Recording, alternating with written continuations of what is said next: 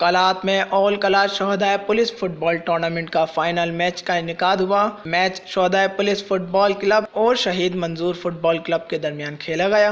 Match میں director general sports واجہ درا بلوچ نے مہمان خصوصی کے طور پر شرکت کی اور دونوں ٹیموں کے ساتھ ان کا تعارف بھی کرایا گیا۔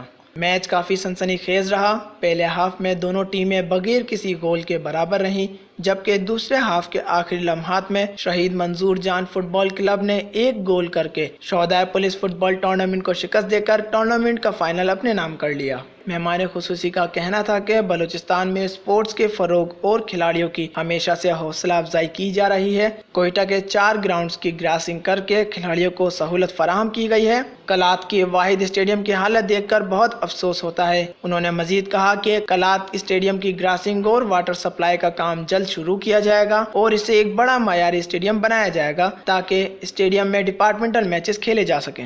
Wash news, Kalat.